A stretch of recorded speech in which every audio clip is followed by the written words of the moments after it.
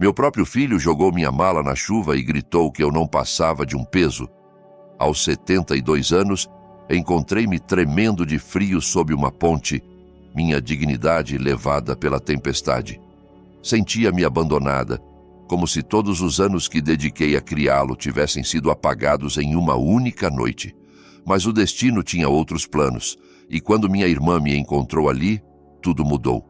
Eles pensaram que eu ficaria calada, destruída.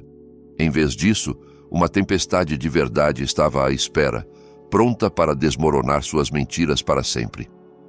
Minha mala atingiu o asfalto com um baque molhado e pesado. A chuva não parava. Caía como se o céu estivesse furioso por mim. Meu filho, Paulo, ficou na porta de braços cruzados, o rosto endurecido com desgosto. Ele não gritou dessa vez. Não precisava. O silêncio entre nós dizia tudo. Ele havia tomado sua decisão. Eu não tinha mais lugar em sua casa nem em sua vida. Não implorei. Peguei minha mala, já encharcada, quando cheguei à calçada.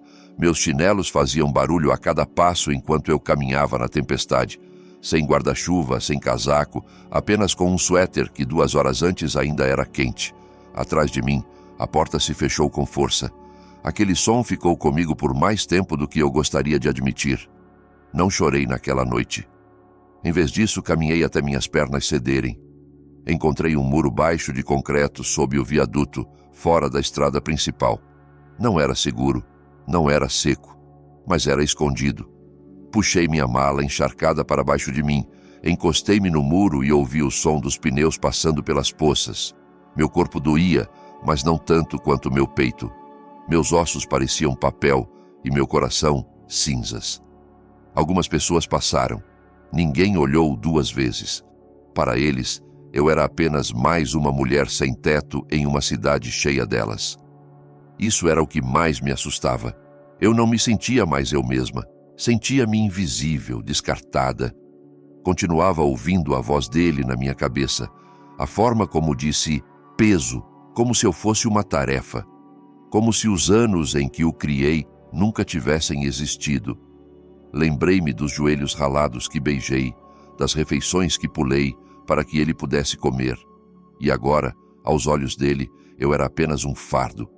O vento cortava mais forte quanto mais eu ficava ali.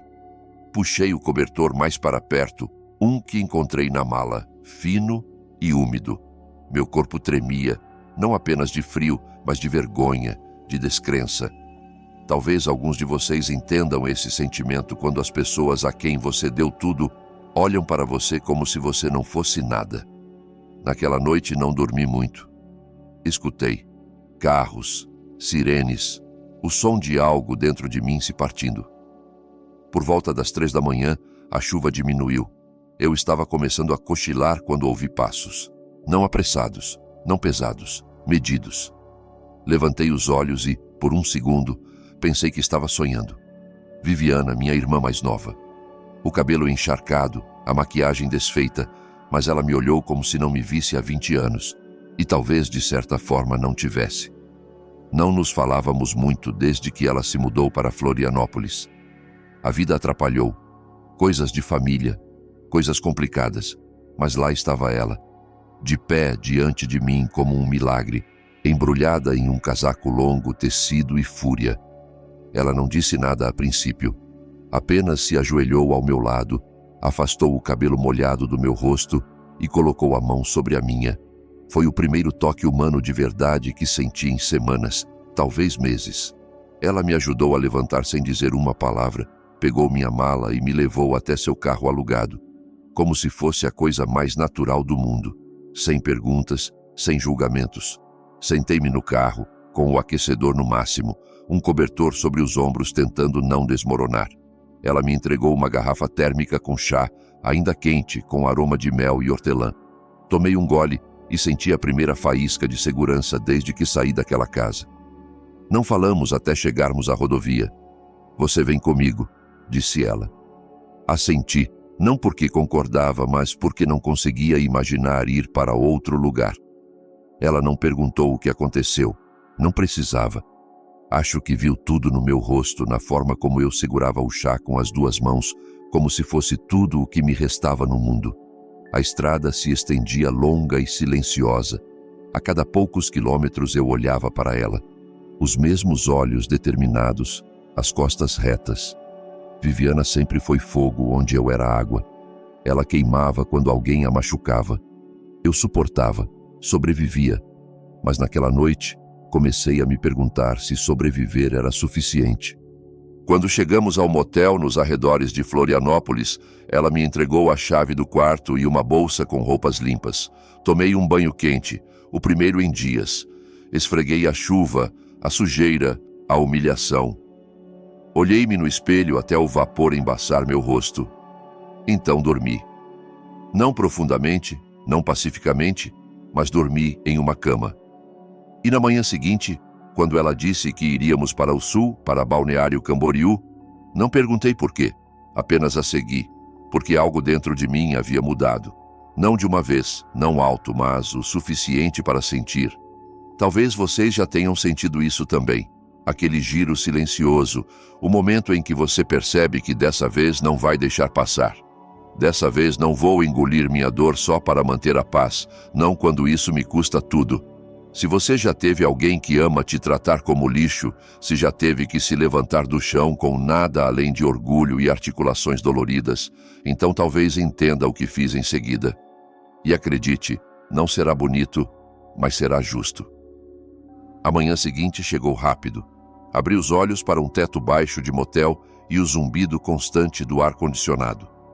A cama sob mim era firme demais, os lençóis ásperos, mas, comparado ao concreto e à chuva, parecia o paraíso. Meus músculos doíam da noite anterior, mas minhas mãos estavam quentes pela primeira vez em dias. Sentei-me lentamente, envolvendo os ombros com o cobertor do motel. Não estava em casa, mas estava em algum lugar. Isso era suficiente. Viviana já estava vestida e arrumando suas coisas. Movia-se rápido, focada, como se tivesse planejado algo a noite toda.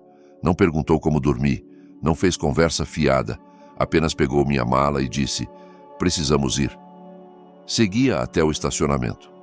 O céu estava azul claro, o ar pesado com a umidade, do jeito que o litoral catarinense sempre cheira antes do meio-dia. Deslizei para o banco do passageiro e assim que as portas fecharam, ela colocou o carro em movimento, sem hesitação. 10 minutos depois, ela parou em um posto de gasolina, deixou o carro ligado e me pediu para esperar. Voltou com uma garrafa térmica de café fresco, um sanduíche de café da manhã e uma pasta. Entregou-me a pasta primeiro. Dentro havia um anúncio de imobiliária, um apartamento em Balneário Camboriú, 2 quartos, vista para o mar, totalmente mobiliado. O preço fez meu estômago se contrair. Olhei para ela e ela finalmente falou: "Esse lugar é seu. Comprei hoje de manhã." Não disse nada. Não consegui. Minha boca ficou aberta por alguns segundos antes que eu a fechasse. Minhas mãos seguraram a pasta como se ela pudesse quebrar. Viviana manteve os olhos na estrada. "Já transferi o dinheiro. Está no seu nome. Sem hipoteca. Sem truques." Virei a página. Havia fotos. Uma varanda de frente para o mar. Uma cozinha com bancadas de granito. Um quarto de hóspedes com uma escrivaninha. Parecia o tipo de lugar onde alguém passava 2 semanas de férias no verão, não onde alguém como eu morava em tempo integral.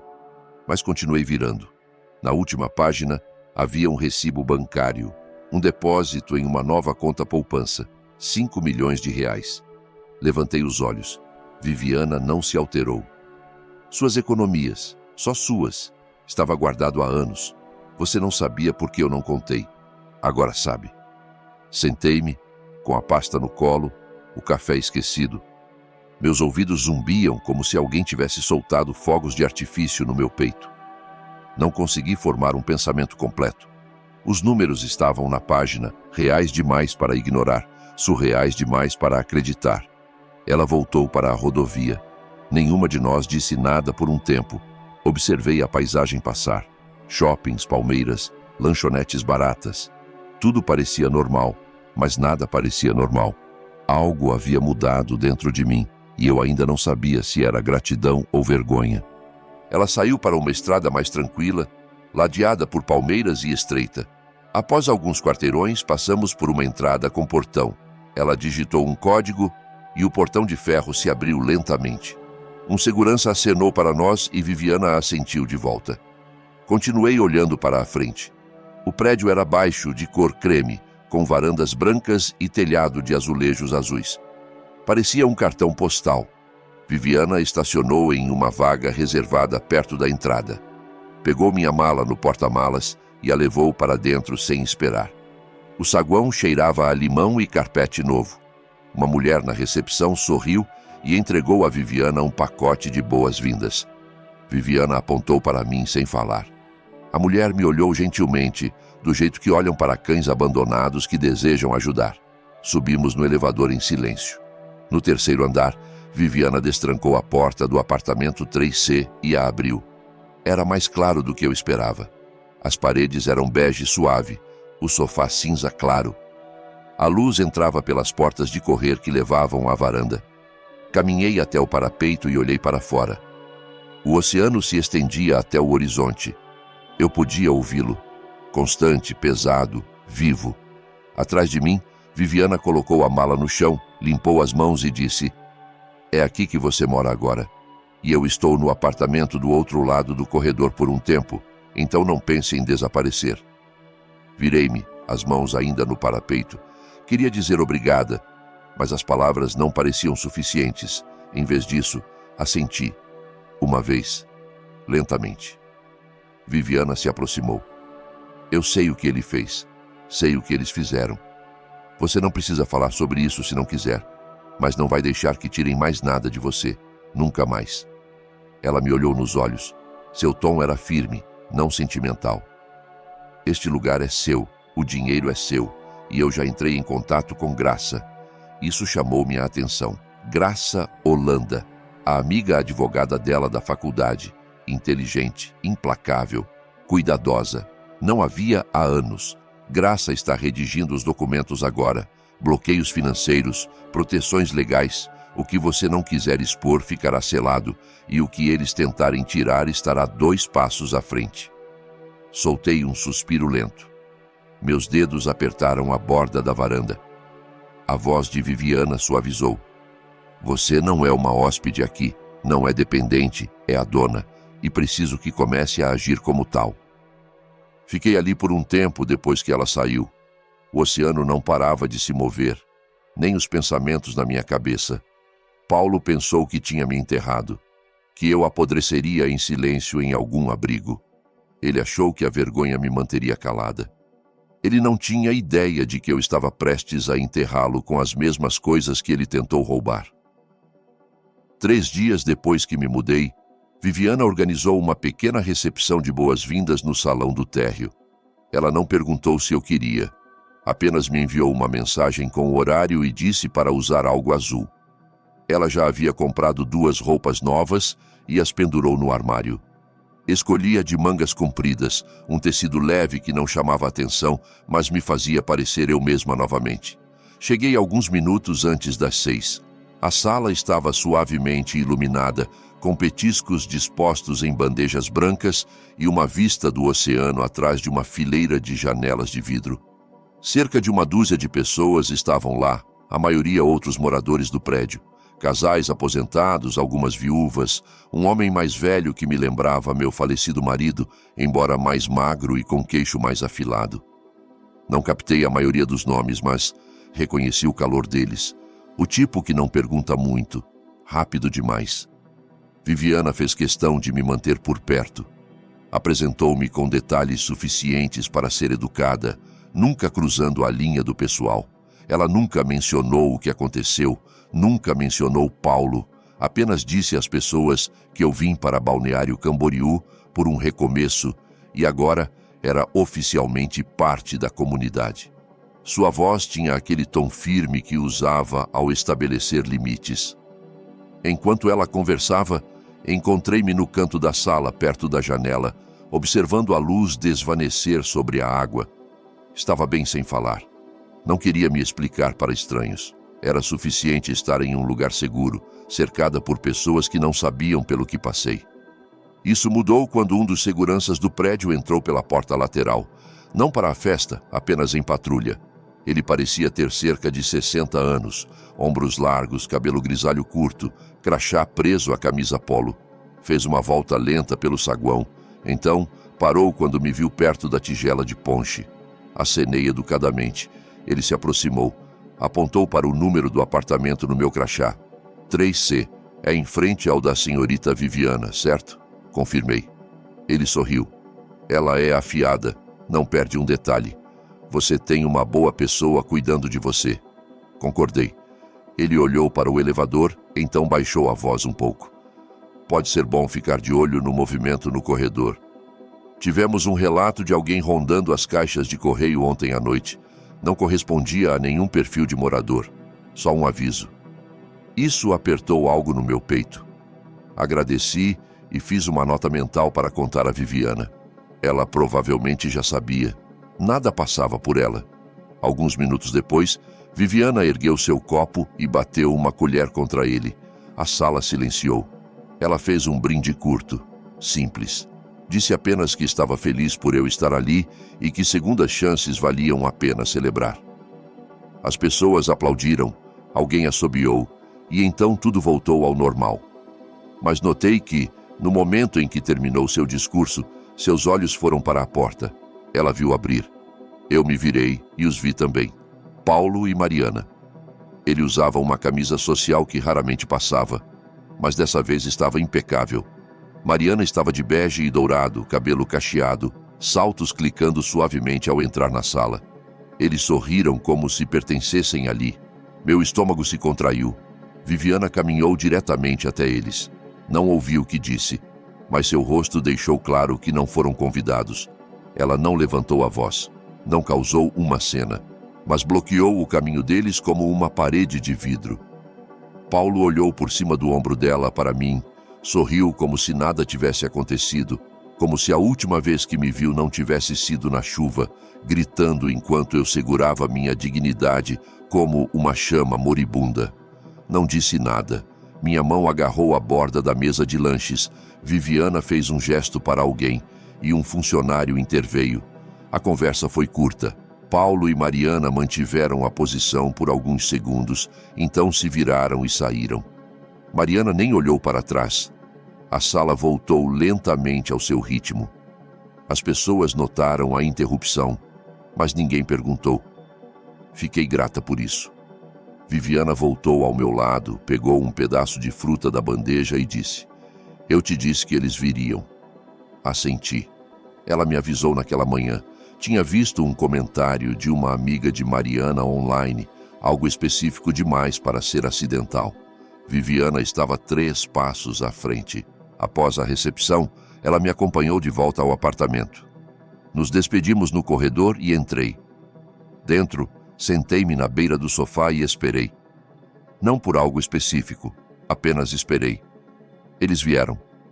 Não para se desculpar, não para explicar.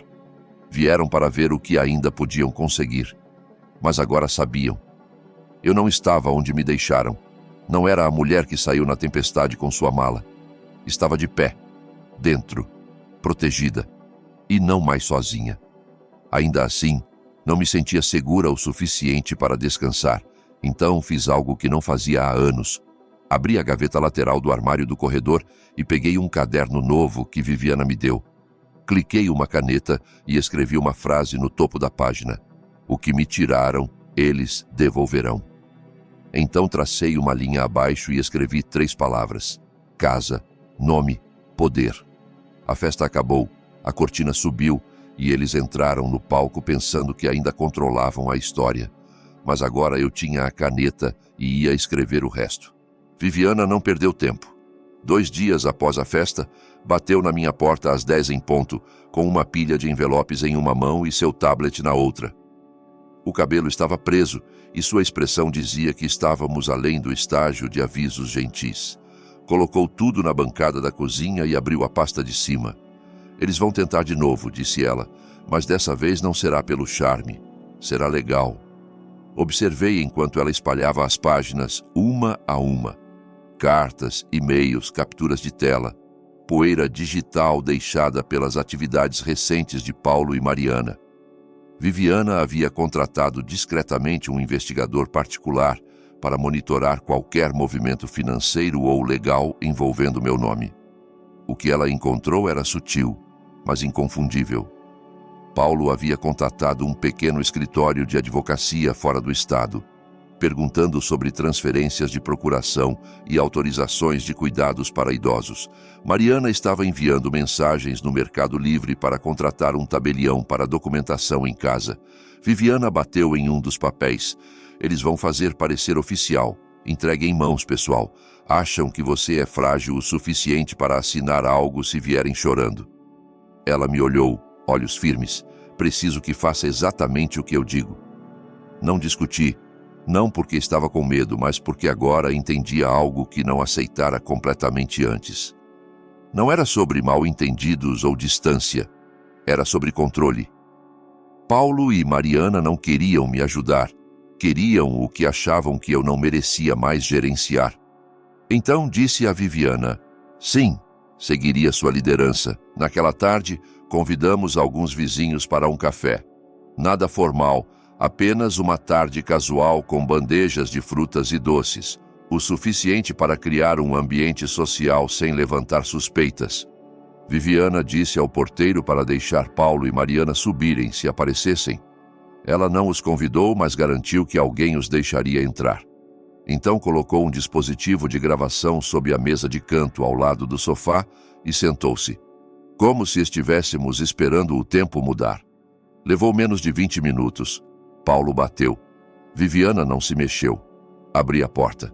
Ele sorriu como se fôssemos velhos amigos. Mariana estava atrás dele, segurando uma sacola de presente com papel dourado saindo. Ela usava rosa claro e pérolas. Eles ensaiaram isso. Paulo entrou primeiro. Saudações altas, piadas sobre passar por ali enquanto estavam na área. Mariana colocou a sacola na mesa e tirou uma lata de biscoitos caseiros. Agradeci sem emoção. Viviana observava em silêncio de sua cadeira. Após 5 minutos de conversa superficial, Paulo se inclinou para a frente, mãos cruzadas. Trouxe algo para você dar uma olhada, disse ele. Pegou uma pasta em sua maleta e tirou um documento grampeado. A primeira página tinha letras em negrito no topo. Acordo de bem-estar familiar e propriedade. Viviana deu uma olhada no título e cruzou as pernas. Paulo deslizou os papéis pela mesa em minha direção. É só algo para facilitar as coisas, para que possamos ajudar, sabe? Coordenar questões médicas, simplificar o processo caso algo urgente aconteça. Ele sorriu de novo. Longo demais, forçado demais.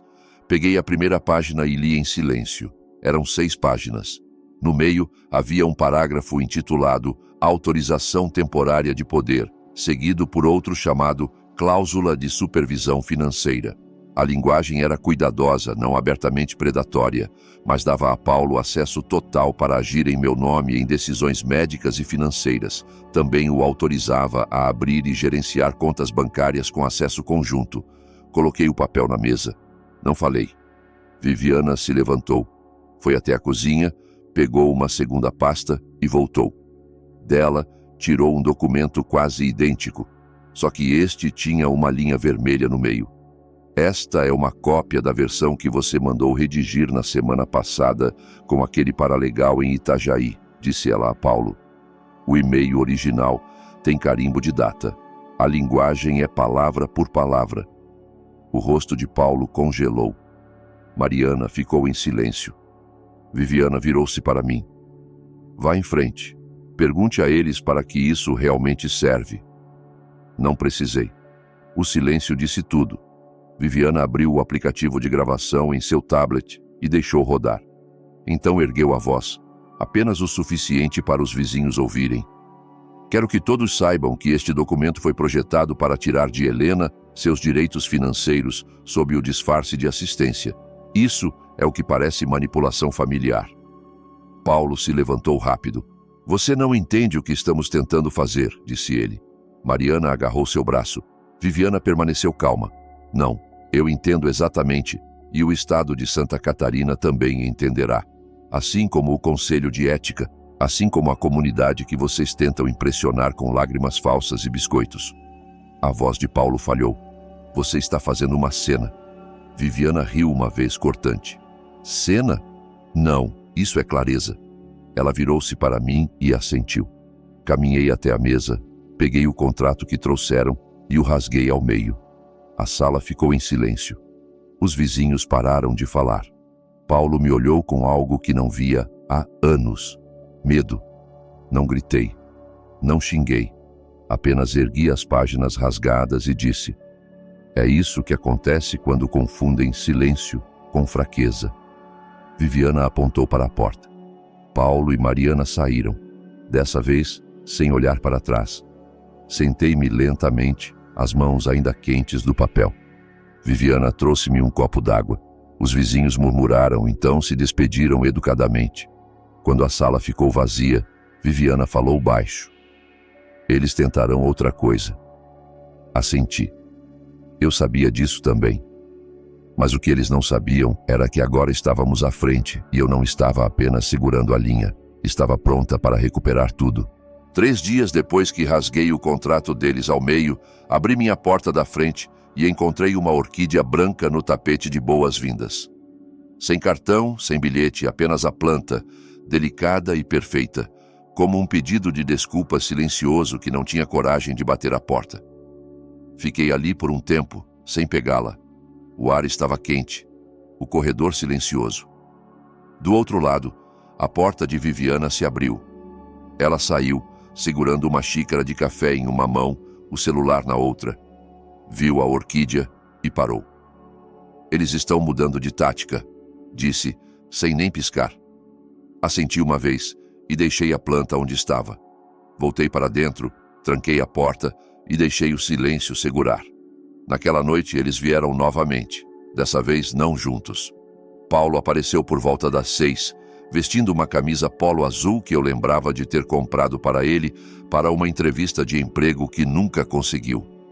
Seu sorriso estava mais suave que o usual. Carregava uma sacola de papel de um restaurante italiano na avenida principal. Disse que achou que eu ainda não tinha jantado. Não abri a porta de tela. Ele ficou ali por um tempo, disse que eu estava com boa aparência, perguntou se eu gostava do bairro, disse que ele e Mariana estavam conversando, que se sentiam péssimos com a forma como as coisas escalaram, disse que sentia minha falta. Não disse nada. Eventualmente ele deixou a sacola no banco ao lado da parede e foi embora. Observei-o partir, sem me mover. Na manhã seguinte foi a vez de Mariana. Ela apareceu pouco antes do meio-dia com uma sacola de compras e um livro debaixo do braço.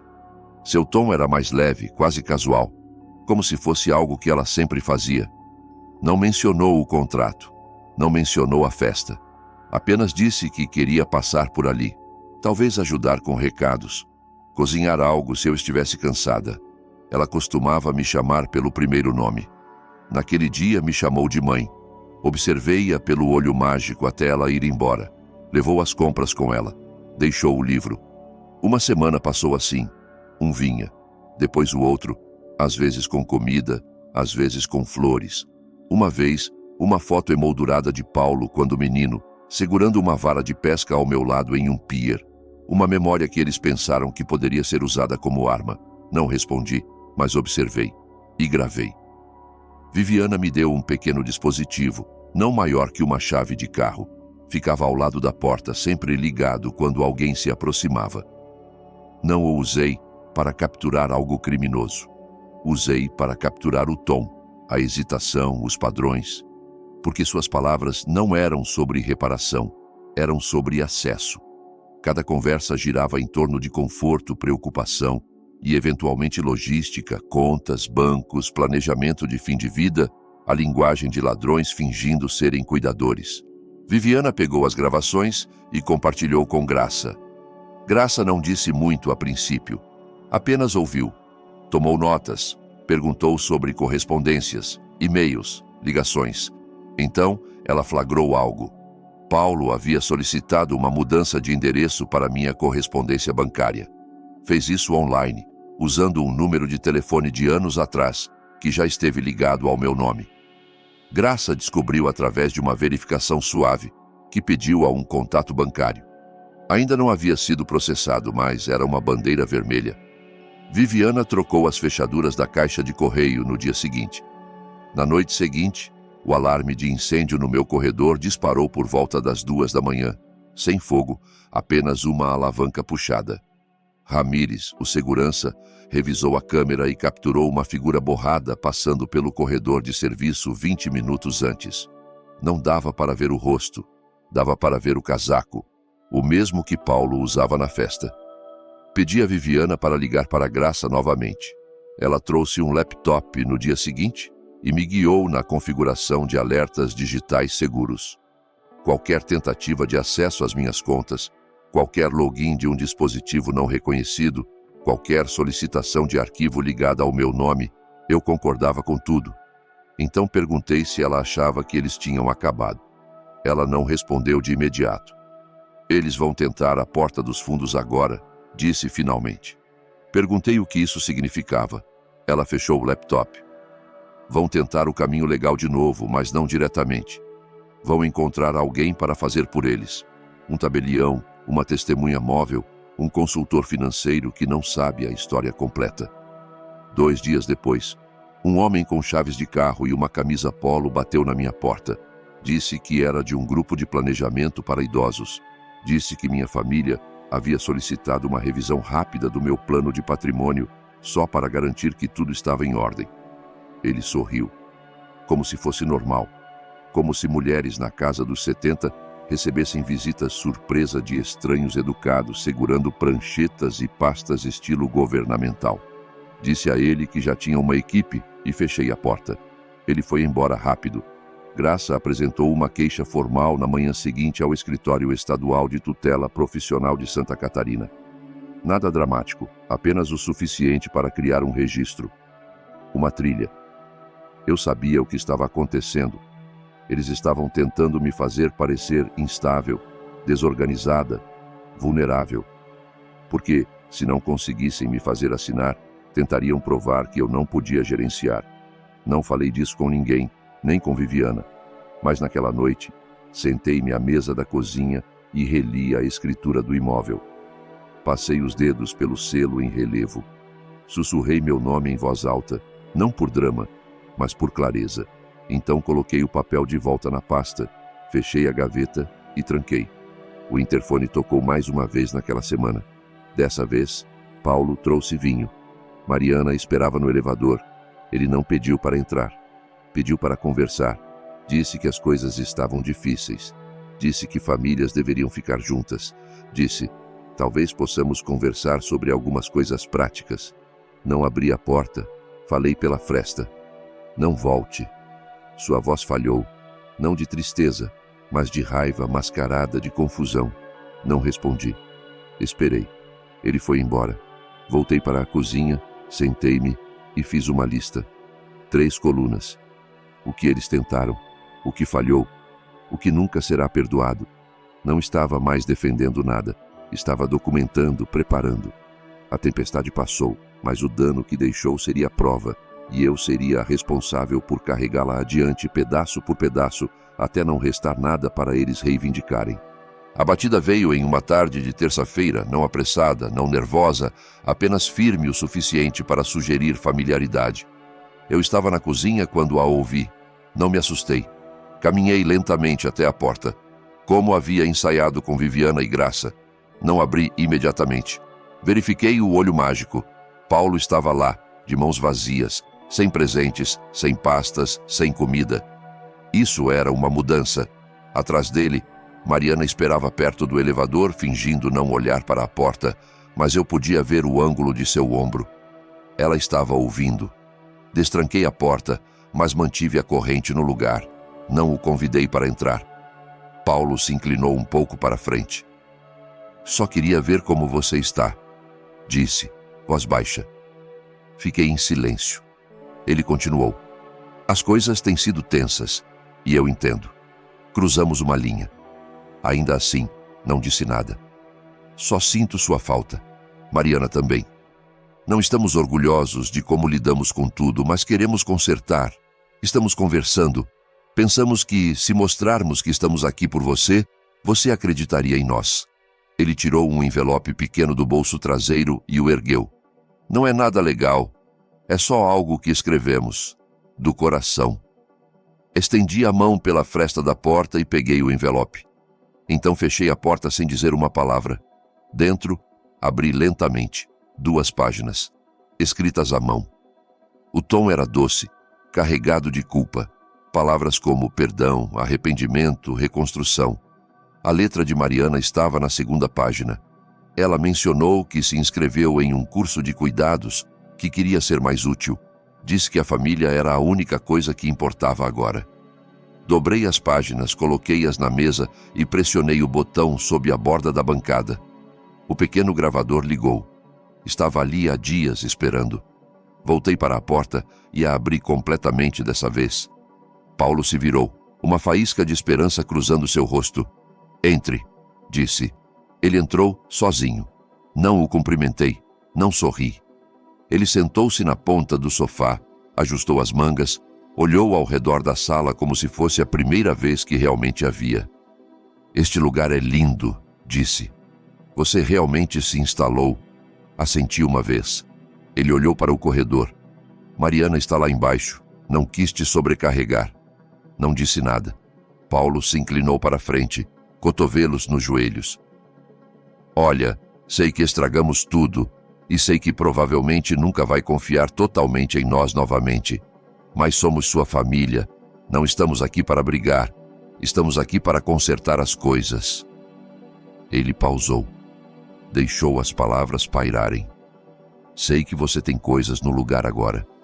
Pessoas ajudando, advogados, o que quer que Viviana tenha organizado. Mas isso não significa que você não precisa de nós. Você ainda é nossa mãe. Ainda queremos ajudar. Ele me olhou, olhos procurando. Não quero seu dinheiro. Só quero paz. Fiquei perto da borda da sala, observando-o, deixando o gravador capturar cada palavra. Ele continuou. Sei que você tem contas configuradas, poupança, propriedade, tudo isso. E isso é ótimo. Significa que você está segura. Só que não significa que não podemos estar envolvidos. Você não deveria ter que gerenciar tudo sozinha. Então, ele mudou o tom. Quero dizer, e se algo acontecer? Uma queda, um susto com a saúde? Não acha que faz sentido ter alguém registrado? Alguém que possa tomar uma decisão se você não puder? Virei-me ligeiramente para a cozinha. Deixei-o continuar falando. Tenho uns papéis. É básico.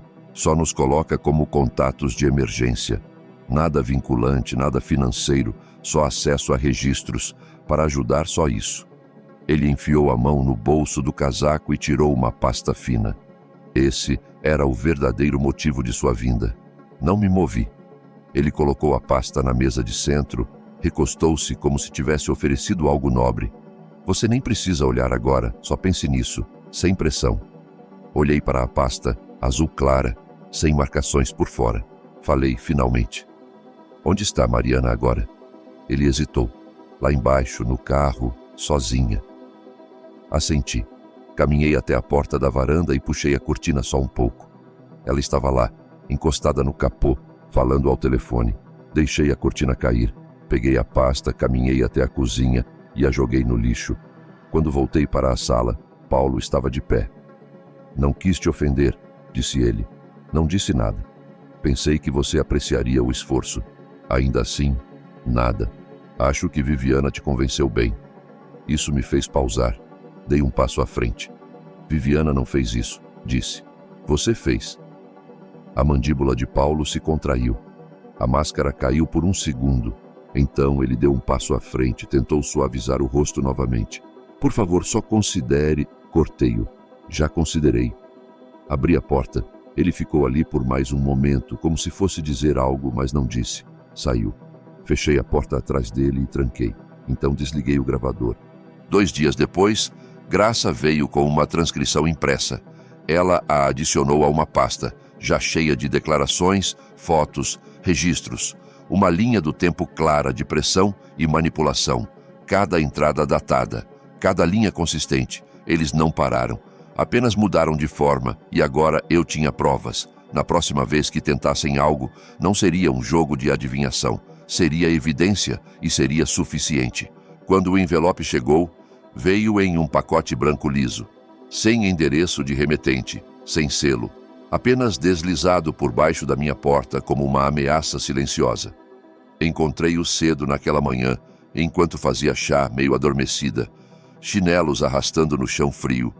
A princípio, pensei que poderia ser outra carta de desculpas ou um cartão de uma das senhoras do clube do livro, mas o peso dele dizia o contrário. Não era macio, não era pessoal, era rígido, pesado. Dentro não era uma carta. Eram 6 páginas, impressas, grampeadas, cada página cheia de linguagem projetada para confundir, projetada para intimidar. Eles contrataram um advogado, ou pelo menos queriam que eu pensasse que sim. A carta afirmava que, por preocupações com saúde e segurança, Paulo e Mariana estavam solicitando uma revisão de curatela, que tinham evidências de declínio mental e estavam preocupados com meu bem-estar, que minhas recentes decisões financeiras foram erráticas e poderiam representar um perigo para mim e para outros. Sentei-me lentamente, relendo aquela linha 3 vezes. Dizia que minhas decisões eram erráticas. Eu, a mulher que gerenciou o orçamento de uma clínica de emergência por mais de uma década, que lidou com faturas e disputas com fornecedores enquanto meu marido trabalhava à noite, que esticou 2 aposentadorias por uma crise de mercado, e eles me chamavam de instável. Não chorei, ri. Então peguei o telefone e liguei para Viviana. Ao meio-dia, Graça estava na minha porta com uma cópia da mesma carta encaminhada do escritório de Viviana. Eles tentaram enviá-la para lá também, provavelmente presumindo que ela entraria em pânico ou me pressionaria para ceder. Eles não entendiam quem era Viviana. Graça colocou seu laptop na bancada e abriu um documento intitulado Pacote de Resposta Protetiva. Já estava em andamento. Graça estava apenas encaixando as últimas peças. Transcrições, fotos, a gravação de áudio da visita de Paulo, cópias dos cheques que eles me enviaram semanas antes, com pequenas notas nas linhas de memorando que diziam coisas como só para caso você precise de ajuda para decidir. Graça leu a carta com uma calma praticada, apontando frases claramente tiradas de modelos jurídicos online. Algumas das alegações nem estavam alinhadas com a lei real de Santa Catarina. Faltavam detalhes, terminologia mal utilizada. Eles querem te assustar, disse Graça. Isso não é sobre sua saúde, é sobre controle. Assenti. Não precisávamos arquivar nada ainda. Mas Graça entrou em contato com um amigo no escritório do Tribunal de Sucessões para registrar os materiais. Se algo surgisse, estaríamos prontos. Até o final do dia, Viviana enviou uma resposta formal, redigida como uma lâmina de veludo, calorosa, mas firme, o tipo de carta que não apenas empurrava para trás, mas advertia, e então fiz algo que não havia planejado. Liguei para meu médico, não porque estava preocupada, mas porque queria registros.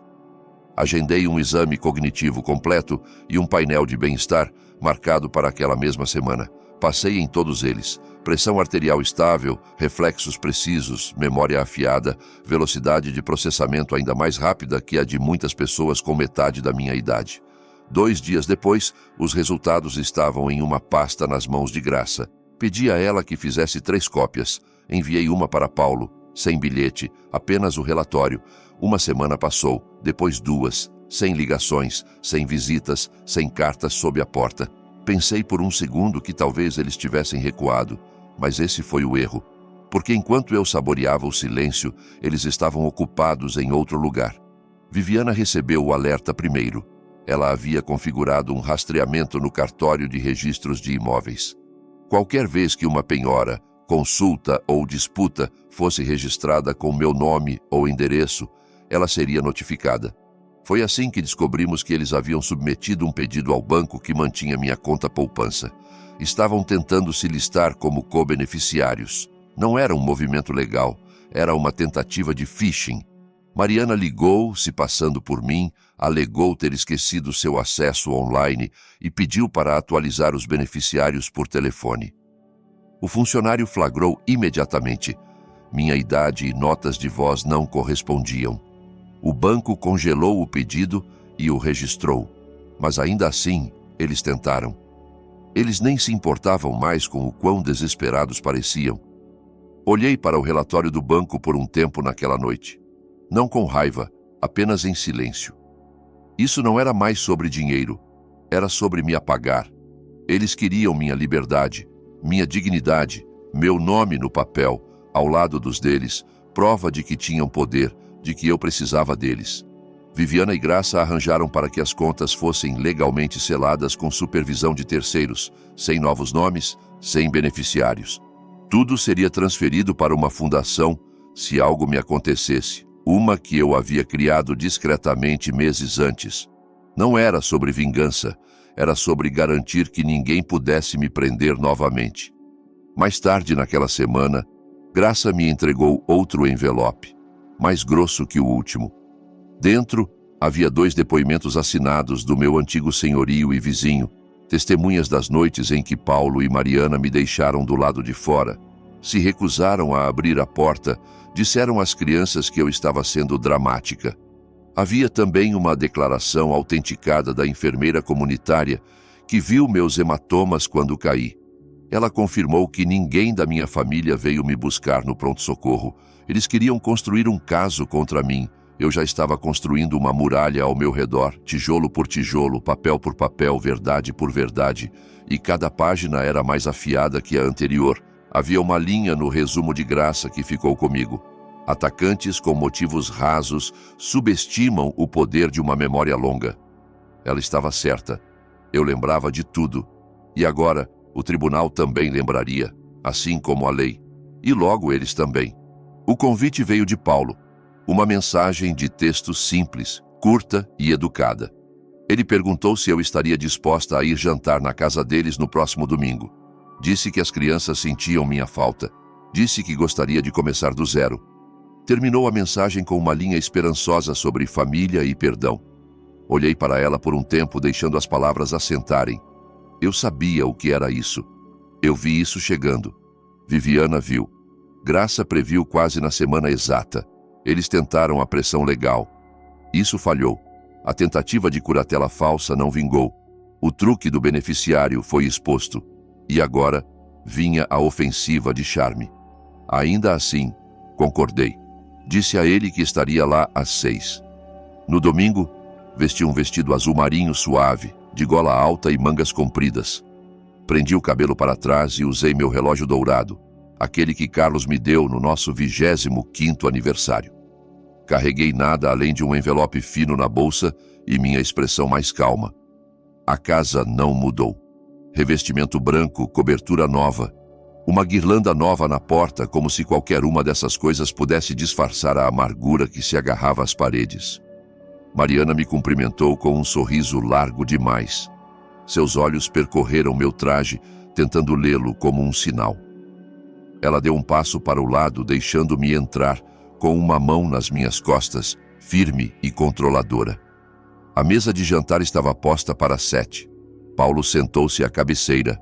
As crianças estavam arrumadas, as camisas duras demais para um domingo. Seus olhos alternavam entre mim e os pais. Sentamos, comemos. A comida era boa, um pouco perfeita demais. Eles falaram sobre as notas das crianças, sobre como Paulo estava considerando mudar de emprego. Mariana elogiou o prato que fez 2 vezes, com aquele tom que precisava de aprovação. Assenti educadamente e respondi quando perguntada. Não mencionei nada dos últimos meses, e eles também não. Não diretamente, mas no meio da sobremesa, Paulo recostou-se na cadeira e soltou um suspiro. Tenho pensado muito ultimamente, disse, sobre como as coisas ficaram complicadas, e sei que todos cometemos erros, mas odeio a distância entre nós. Mariana alcançou sua mão. E com as crianças crescendo, acrescentou, não queremos arrependimentos. Queremos que eles saibam como é uma família de verdade. Era minha vez de assentir. Aprecio isso, disse. De verdade. Eles sorriram e então Paulo disse. Estava pensando, mãe, se poderíamos conversar algum dia sobre como seguir em frente. Talvez revisar algumas das decisões que foram tomadas quando as coisas estavam tensas. Especialmente sobre questões de patrimônio lá estava. A luva macia retirada, a mão por baixo, alcançando. Deixei a pausa se estabelecer. Só o suficiente. Então peguei na bolsa o envelope. Claro, disse, mas acho melhor que todos tenhamos clareza. Então mandei redigir algo. Deslizei o envelope pela mesa. Os dedos de Mariana tremeram antes que ela se controlasse. Paulo pegou e abriu. Dentro havia um adendo autenticado. Ele delineava o estabelecimento permanente da Fundação Ruth Elias, a organização sem fins lucrativos que eu havia formado. Confirmava que a casa onde agora morava, as contas bancárias, o fundo fiduciário, tudo estava legalmente e irrevogavelmente ligado à fundação. Listava os beneficiários, um programa de bolsas para mães solteiras acima de 60 anos, um fundo de cuidados para vítimas de abuso de idosos e um projeto comunitário de saúde em nome de Carlos. O rosto de Paulo endureceu. O sorriso de Mariana rachou nas bordas. Vê? Disse gentilmente. Também pensei muito nisso e percebi que não quero passar o resto da minha vida preocupada com quem merece o quê, ou quem acha que ganhou uma fatia de algo que nunca construiu. Paulo engoliu em seco. Eu podia ver o calor por trás de seus olhos. Ele estava segurando, tentando manter o controle. Não estou cortando vocês, acrescentei, mas estou escolhendo paz, clareza e proteção. Ninguém disse nada. As crianças estavam congeladas, confusas, jovens demais para entender a correnteza, mas velhas o suficiente para sentir a tensão se instalar no ar. Levantei-me lentamente. O jantar estava adorável, obrigada. Mariana começou a falar, mas as palavras tropeçaram. Ela tentou sorrir novamente, mas desistiu no meio. Na porta, Paulo me seguiu. É isso? Disse, voz baixa. Não parei de andar. Mãe, disse novamente um pouco mais alto, um pouco mais cortante. Estávamos tentando consertar as coisas. Virei-me finalmente. Não, disse. Vocês estavam tentando recuperar acesso. Ele recuou. Mas o que você perdeu foi a confiança, e eu não entrego isso como torta no Natal. Saí. De volta ao meu carro, exalei. Estava feito, sem gritos, sem tribunal, apenas a verdade, documentada, assinada, selada e entregue. Eles me subestimaram não apenas como mãe ou viúva ou mulher idosa. Subestimaram minha memória, minha determinação, minha capacidade de planejar.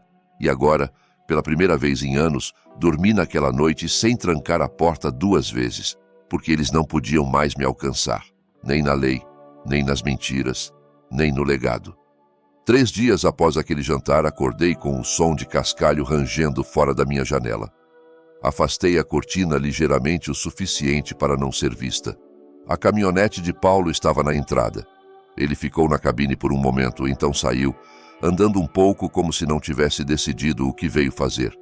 Ainda era cedo, nem 8 horas. A neblina da praia ainda não havia levantado. O orvalho repousava na janela como um véu entre mim e o que quer que fosse isso. Não abri a porta.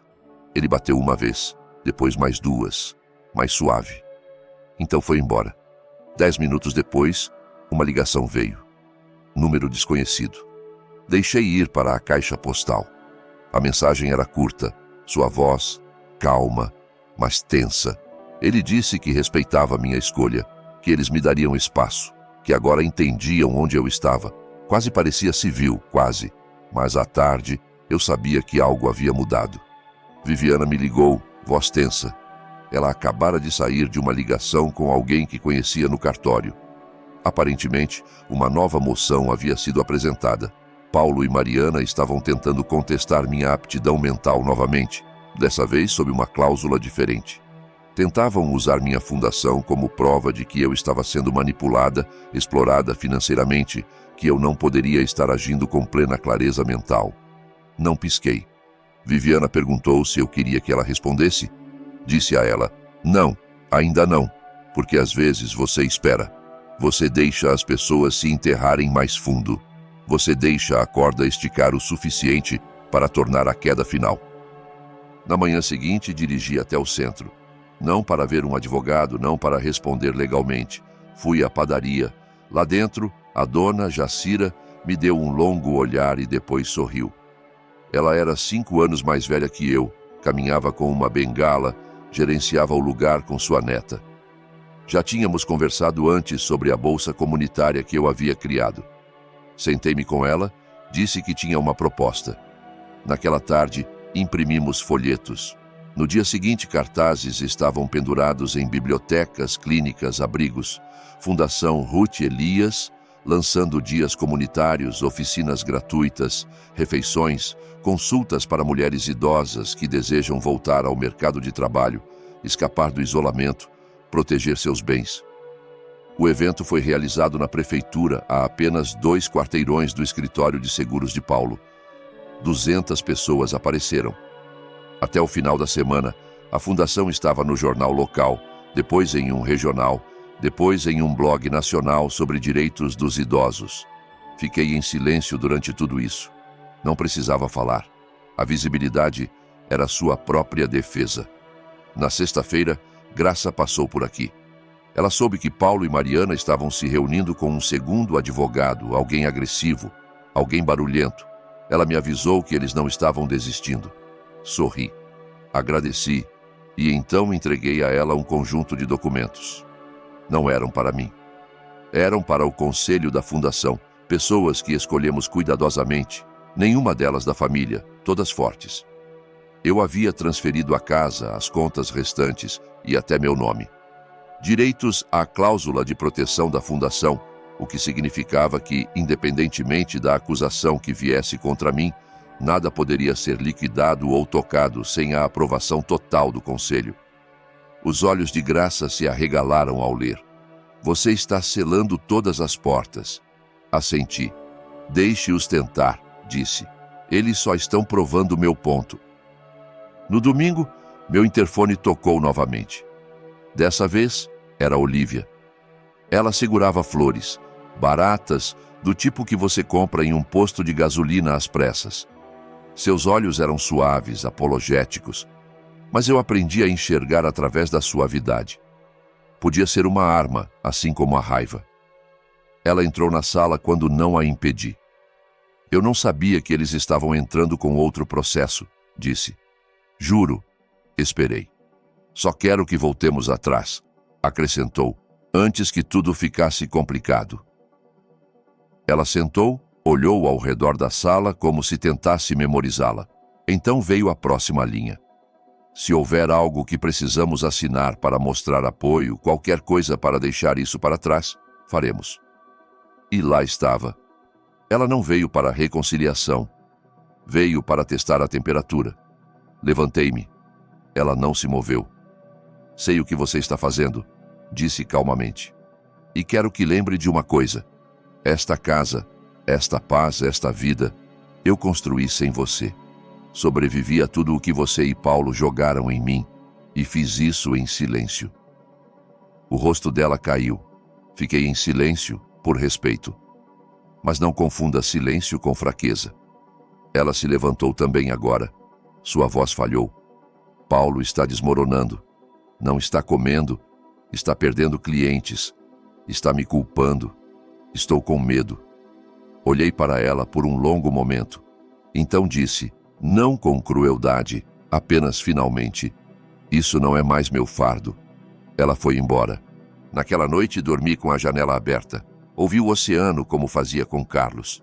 E pela primeira vez desde que tudo começou, não senti como se estivesse me preparando para um golpe. Senti-me concluída, não derrotada, completa. Porque há um momento, após a tempestade, em que o silêncio retorna e não é vazio. É conquistado. Na manhã de segunda-feira, senti uma mudança no ar.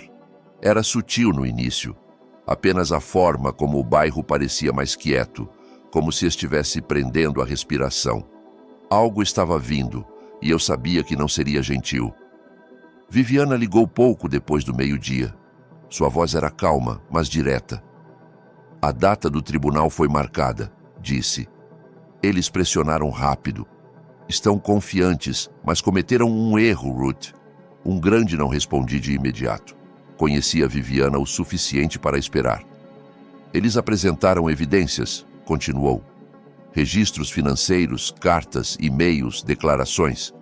Ela pausou novamente, deixando o silêncio sublinhar o que veio em seguida.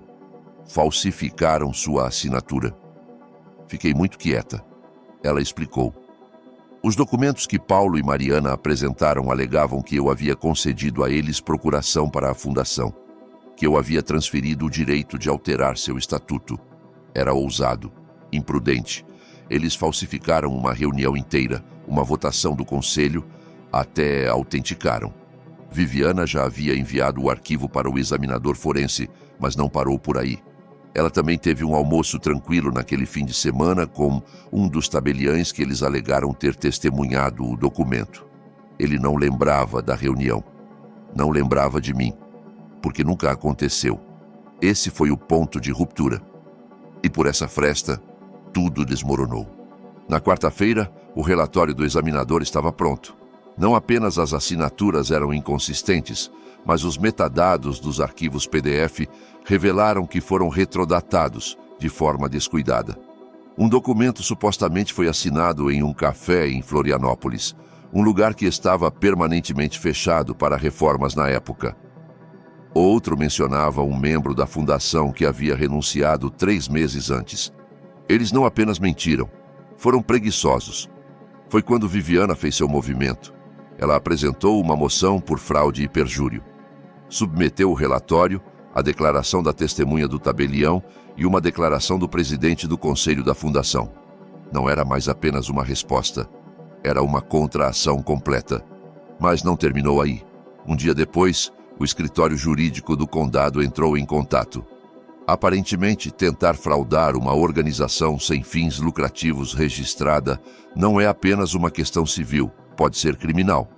E como a fundação lidava com o bem-estar de idosos, havia uma segunda camada de proteção. Uma revisão automática foi acionada no momento em que Viviana apresentou sua contra-ação.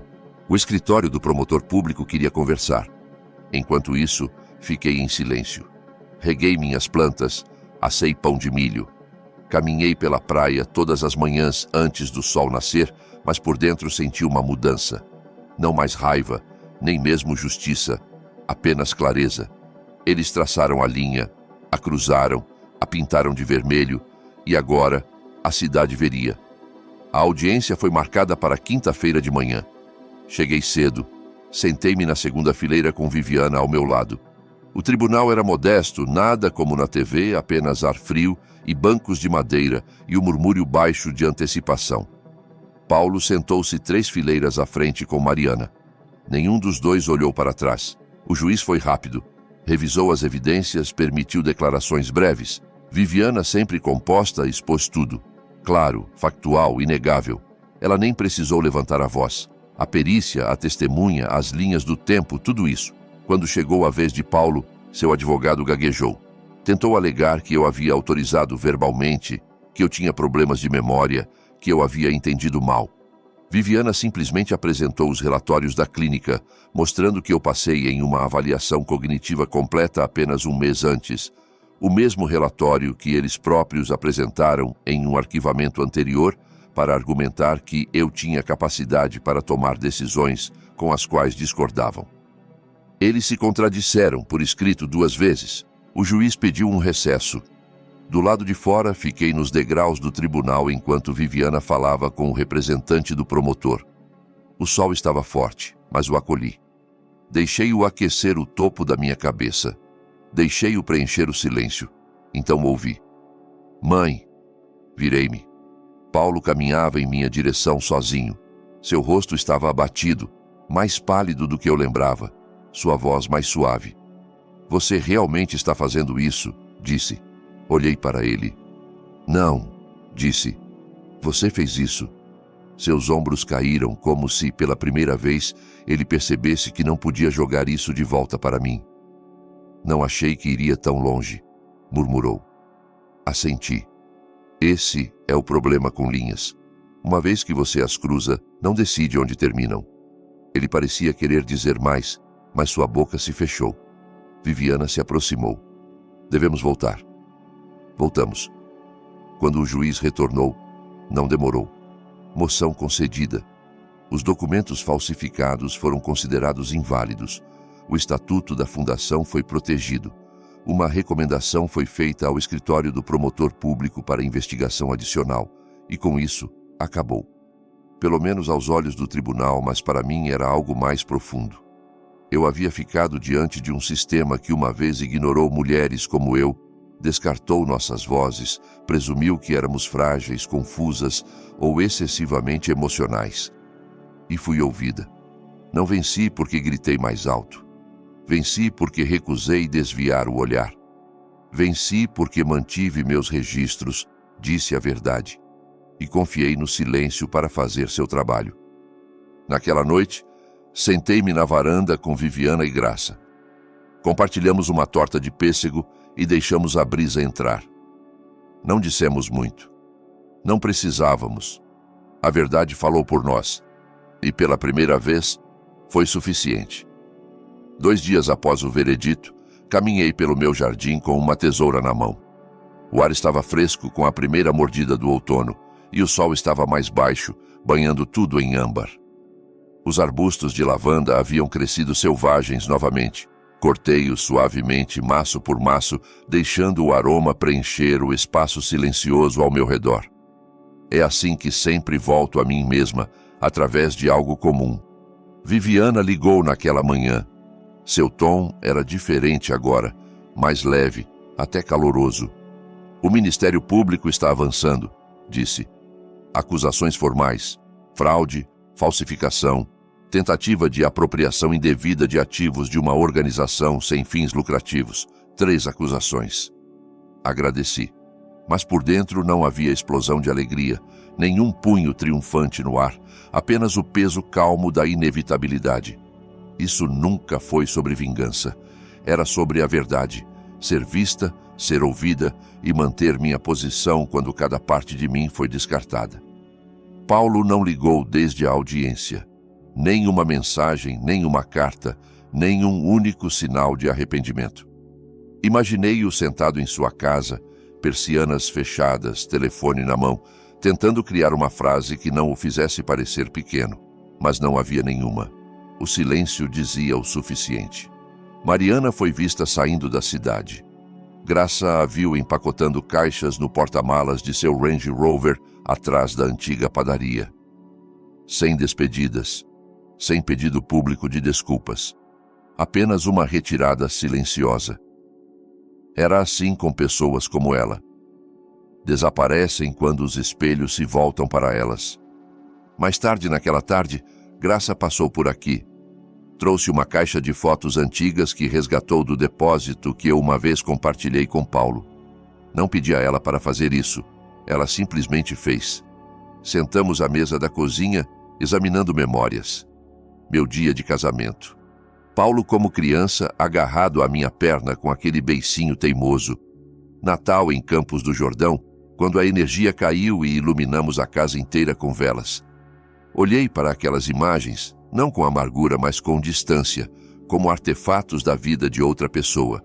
Uma versão de mim que acreditava que amor, esforço e lealdade poderiam dobrar qualquer um para a bondade.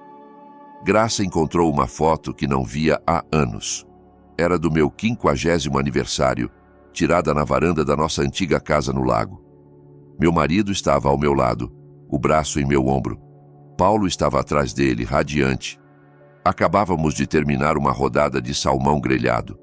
Lembrei-me de pensar, naquele exato momento, como era sortuda. Pressionei a foto contra a mesa e a encarei, não com tristeza, mas em reflexão. Aquela mulher, aquela versão de mim, não tinha ideia de quão rápido aquele calor poderia virar, quão fina era a linha entre afeto e apropriação. Mas ela não estava errada em ter esperança. Não estava errada em amar. Só estava despreparada. Ao cair da noite, tomei uma decisão. O centro comunitário ligou na manhã seguinte, confirmando o espaço para o evento. Decidi organizar uma reunião para os beneficiários e parceiros da fundação. Não uma gala, nada ostentoso, apenas uma celebração silenciosa, um agradecimento, um círculo de resiliência. Viviana ofereceu ajuda com a logística. Ela já estava redigindo o comunicado à imprensa.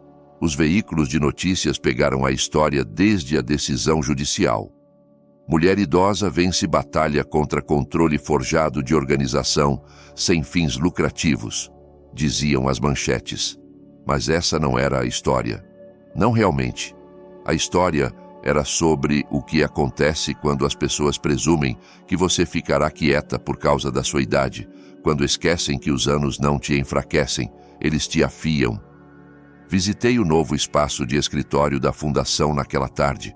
Era menor que o antigo, mas mais proposital. Alguns dos voluntários mais jovens estavam lá, pintando as paredes de um verde sálvia suave. Uma mulher chamada Liana havia acabado de se mudar do Paraná para trabalhar em tempo integral no nosso programa de apoio rural. Ela me abraçou forte quando entrei. "Você salvou este lugar", disse. Sorri. Mas por dentro, sabia a verdade. Não, eu simplesmente recusei deixar que fosse roubado. De volta para casa, sentei-me à janela e escrevi uma carta. Não para Paulo, não para o tribunal, mas para mim mesma. Uma carta que começava com "eu não quebrei" e terminava com "e não vou desaparecer". Porque era isso que toda essa provação tentou fazer, me apagar. Escrever sobre mim com truques legais e dúvidas sussurradas. Mas eu fiquei de pé. Deixei o fogo subir e não corri dele. No dia seguinte, meu vizinho me parou na caixa de correio. "Ruth", disse, "minha esposa e eu lemos o artigo. O que você fez, isso foi algo." Agradeci e segui em frente. Não porque não estava tocada, mas porque passei tempo suficiente deixando as opiniões dos outros definirem meu valor. Agora eu caminhava no meu próprio ritmo. Naquela noite o céu se abriu com chuva. Constante, não violenta. Fiz chá e me envolvi em uma colcha costurada décadas atrás e senti algo que não sentia há meses. Quietude. Não era paz, não exatamente, mas era o começo dela. Pensei em todas as mulheres que conheci no centro, as mães solteiras, as avós criando netos, as viúvas recomeçando aos 70. Não éramos frágeis, não éramos relíquias.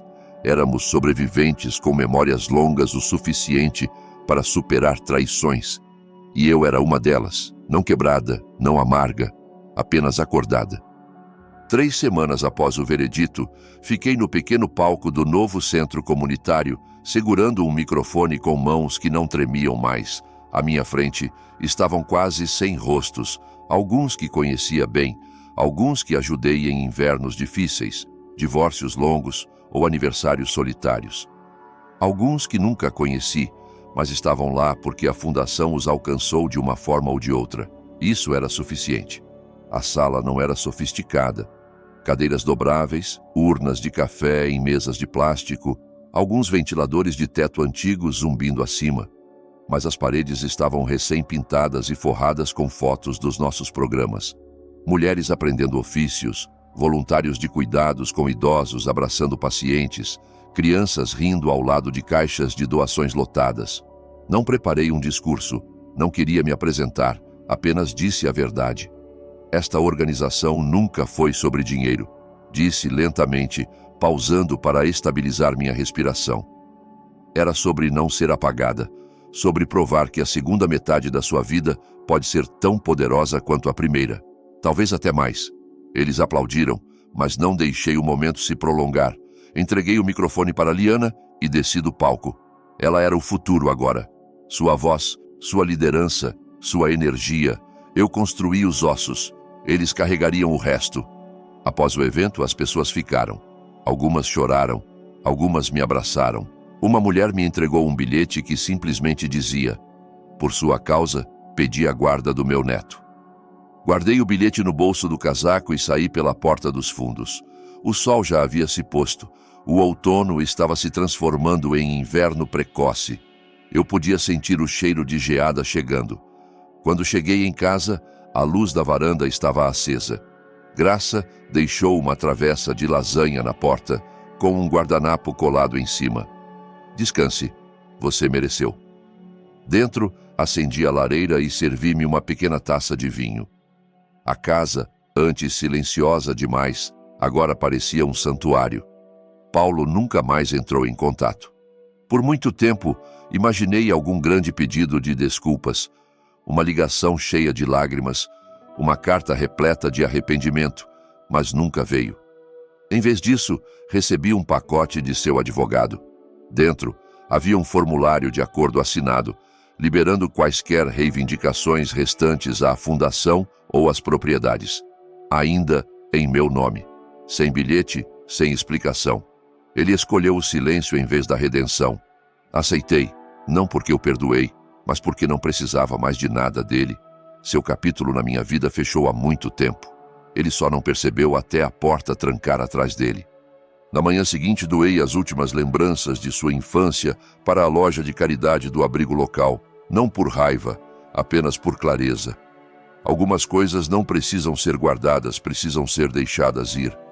Nos dias seguintes, comecei a caminhar todas as manhãs, 5 quilômetros ao nascer do sol, às vezes sozinha, às vezes com vizinhos que se juntavam a mim em silêncio. Nunca falamos sobre o que aconteceu. Não precisávamos. Eles viram tudo se desdobrar nos jornais, na televisão, em sussurros nos corredores dos mercados. Mas caminhar com eles era uma espécie de respeito não dito, e isso era mais valioso que qualquer pedido de desculpas. Uma manhã, no trilho atrás do pomar, vi uma jovem sentada em um banco com seu filho. Ela parecia cansada, como se o mundo tivesse sentado em seu peito por tempo demais. Ao passar por ela, ela me parou. "Você é a Ruth, né? A mulher que lutou de volta." Sorri gentilmente. "Sou Ruth, mas não lutei. Apenas recusei desaparecer." Seus olhos se encheram de lágrimas. "Obrigada", sussurrou. Foi isso, sem mais palavras. Naquela tarde plantei 3 novas macieiras na borda do meu quintal. Não sei se viverei para vê-las dar frutos, mas plantar algo que você talvez nunca colha é um ato de crença, não em si mesmo, mas no mundo depois de você. Graça visitou novamente naquele fim de semana. Tomamos chá, rimos de um segmento de notícias que pronunciou errado o nome dela.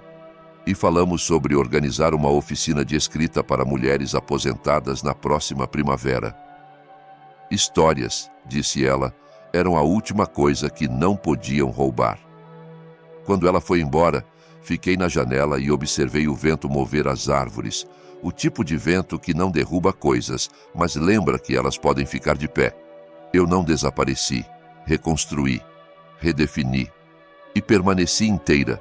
Se você já se sentiu descartada, apagada ou subestimada apenas por causa da sua idade, seu silêncio ou sua bondade, saiba disso.